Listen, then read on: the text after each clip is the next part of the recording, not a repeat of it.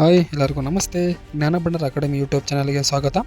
ಸ್ನೇಹಿತರೆ ಹಾಗೂ ಅಭ್ಯರ್ಥಿಗಳೇ, ಕರ್ನಾಟಕ ರಾಜ್ಯ ಪೊಲೀಸ್ ಇಲಾಖೆಯಿಂದ ಒಂದು ಶುಭ ಸುದ್ದಿಯನ್ನು ಕೊಟ್ಟಿದ್ದಾರೆ. ಇದು ಎಲ್ಲ ಪ್ರೀತಿಯ ಅಭ್ಯರ್ಥಿಗಳಿಗೆ ಖುಷಿ ಕೊಡುವ ಸುದ್ದಿಯಾಗಿದೆ. ಇನ್ನು ಯಾರೆಲ್ಲ ನಮ್ಮ channel Jnanabhandara academy YouTube channel subscribe ಮಾಡಿಲ್ಲದವರು ಕರ್ನಾಟಕ ರಾಜ್ಯ ಉದ್ಯೋಗ ಮತ್ತು ಕೇಂದ್ರ ಸರ್ಕಾರ ಉದ್ಯೋಗ ಮಾಹಿತಿಗೆ ಸಬ್ಸ್ಕ್ರೈಬ್ ಮಾಡಿಕೊಳ್ಳಿ. ಹಾಗೆ ಸಬ್ಸ್ಕ್ರೈಬ್ ಮಾಡಿದ 3 ಅಭ್ಯರ್ಥಿಗಳಿಗೆ ಒಂದು PSI ಪರೀಕ್ಷೆಯ ಪ್ರಶ್ನೋತ್ತರ ಮಾಲಿಕೆ ಪುಸ್ತಕವನ್ನು ಗಿವ್ ಅವೇ ಕೊಡಲಾಗುತ್ತದೆ. ಸ್ನೇಹಿತರೆ, ಈ ವಿಡಿಯೋದ ಮುಖ್ಯ ಉದ್ದೇಶ ನೋಡೋದಾದರೆ, ಕರ್ನಾಟಕ ರಾಜ್ಯ ಪೊಲೀಸ್ ಇಲಾಖೆಯಲ್ಲಿ ಮಿಕ್ಕುಳಿದ ವೃಂದದಲ್ಲಿ ಅಂದರೆ ನಾನ್ ಹೈದರಾಬಾದ್ ಕರ್ನಾಟಕದಲ್ಲಿ ಖಾಲಿ ಇರುವ ಸಿವಿಲ್ ಪೊಲೀಸ್ ಕಾನ್ಸ್ಟೇಬಲ್ 3395 ಹುದ್ದೆಗಳಿಗೆ ನೇರ ನೇಮಕಾತಿ ಕುರಿತಂತೆ ಆಗಿರುತ್ತದೆ. ಸ್ನೇಹಿತರೆ, ಮೊದಲಿಗೆ ನೋಡೋದಾದರೆ, ಕರ್ನಾಟಕ ರಾಜ್ಯ ಪೊಲೀಸ್ ಇಲಾಖೆಯು ಈ ಒಂದು ಹುದ್ದೆಗಳನ್ನು KA ಅಂದರೆ ಕರ್ನಾಟಕ ಪರೀಕ್ಷಾ ಪ್ರಾಧಿಕಾರಕ್ಕೆ ವಹಿಸಿದೆ. ಈ ಹುದ್ದೆಯ ಲಿಖಿತ ಪರೀಕ್ಷೆ ಕುರಿತಂತೆ ದೈಹಿಕ ಪರೀಕ್ಷೆ ಮತ್ತು ವೈದ್ಯಕೀಯ ಪರೀಕ್ಷೆವರೆಗೆ ಇದರ ಎಲ್ಲ ಮೇಲ್ವಿಚಾರಣೆ KA ಅಥವಾ ಕರ್ನಾಟಕ ಪರೀಕ್ಷಾ ಪ್ರಾಧಿಕಾರಕ್ಕೆ ವಹಿಸಿದೆ.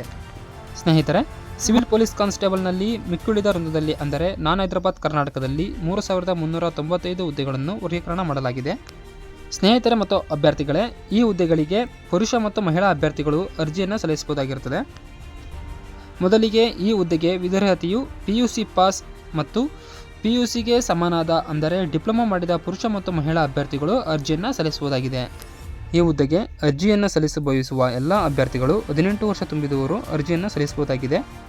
ಸಾಮಾನ್ಯ ಅರ್ಹತಾ ಅಭ್ಯರ್ಥಿಗಳಿಗೆ 33 ವರ್ಷಗಳು, ಹಾಗೆ SC ST ಪ್ರವರ್ಗ 1, ಪ್ರವರ್ಗ 2A 2B 3A 3B ಅಭ್ಯರ್ಥಿಗಳಿಗೆ 35 ವರ್ಷಗಳು ಮತ್ತು ಕರ್ನಾಟಕ ಅರಣ್ಯ ಪ್ರದೇಶದಲ್ಲಿ ವಾಸಿಸುತ್ತಿರುವ ಬುಡಕಟ್ಟು ಅಭ್ಯರ್ಥಿಗಳಿಗೆ 38 ವರ್ಷಗಳ ಗರಿಷ್ಠ ವಯೋಮಿತಿಯನ್ನು ನೀಡಲಾಗಿದೆ.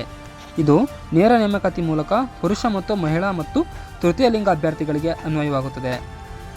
ನಂತರ ಸೇವಾನಿರತ ಪುರುಷ ಮತ್ತು ಮಹಿಳಾ ಅಭ್ಯರ್ಥಿಗಳಿಗೆ ಗರಿಷ್ಠ ವಯೋಮಿತಿಯನ್ನು ನೋಡೋದಾದರೆ, ಸಾಮಾನ್ಯ ಅರ್ಹತಾ ಅಭ್ಯರ್ಥಿಗಳಿಗೆ 38 ವರ್ಷ, ಹಾಗೆ SC ST ಪ್ರವರ್ಗ 1, ಪ್ರವರ್ಗ 2A 2B 3A 3B ಅಭ್ಯರ್ಥಿಗಳಿಗೆ 40 ವರ್ಷಗಳ ಗರಿಷ್ಠ ವಯೋಮಿತಿಯನ್ನು ನಿಗದಿಪಡಿಸಲಾಗಿದೆ.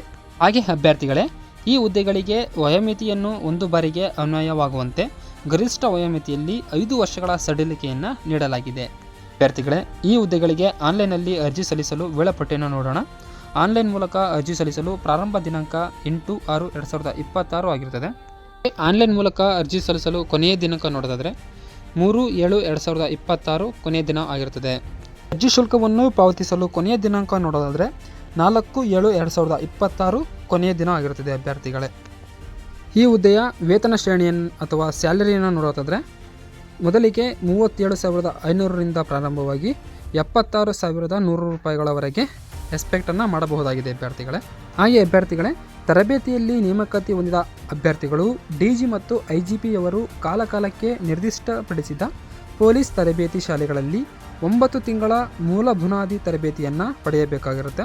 ತರಬೇತಿಯಲ್ಲಿ ನಿಗದಿಪಡಿಸಿದ ಪರೀಕ್ಷೆಗಳಲ್ಲಿ ಉತ್ತೀರ್ಣರಾಗಬೇಕು. ಅಭ್ಯರ್ಥಿಗಳೇ, ಅನುತ್ತೀರ್ಣರಾದ ಅಭ್ಯರ್ಥಿಗಳನ್ನು ಸೇವೆಯಿಂದ ವಜಾಗೊಳಿಸಲಾಗುತ್ತದೆ. ಅಭ್ಯರ್ಥಿಗಳೇ, ನಂತರ ಅಭ್ಯರ್ಥಿಗಳೇ, ಅರ್ಜಿ ಶುಲ್ಕವನ್ನು ನೋಡೋದಾದರೆ, ಅರ್ಜಿ ಶುಲ್ಕವನ್ನು ಅಭ್ಯರ್ಥಿಗಳು ಆನ್ಲೈನ್ ಮೂಲಕ ಪಾವತಿಸಬೇಕು. ಹಾಗೆ ಯಾವ ಅಭ್ಯರ್ಥಿಗಳಿಗೆ ಎಷ್ಟು ಶುಲ್ಕವನ್ನು ಪಾವತಿಸಬೇಕು ಅಂದರೆ, ಸಾಮಾನ್ಯ ಅರ್ಹತೆ ಹೊಂದಿದ ಅಥವಾ ಇತರೆ ಪ್ರವರ್ಗಗಳಾದ ಅಂದರೆ ಪ್ರವರ್ಗ 2A 2B 3A 3B ವರ್ಗದ ಅಭ್ಯರ್ಥಿಗಳಿಗೆ 750 ರೂಪಾಯಿಗಳನ್ನು ಪಾವತಿಸಬೇಕು.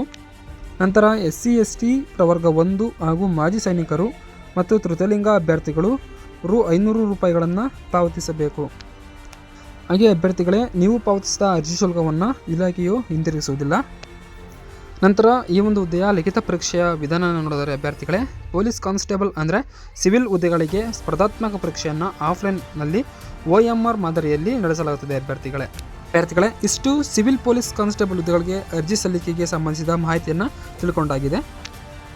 ಹಾಗೆ ಈ ಹುದ್ದೆಗೆ ಸಂಬಂಧಿಸಿದ ಮುಖ್ಯ ಮಾಹಿತಿ, ಪರೀಕ್ಷೆಗೆ ಯಾವ ವಿಷಯವಾರುಗಳು ಬರುತ್ತವೆ, ಹಾಗೆ ಪರೀಕ್ಷೆಯ ಮಾದರಿಯನ್ನು ಮುಂದಿನ ವಿಡಿಯೋದಲ್ಲಿ ನೋಡೋಣ.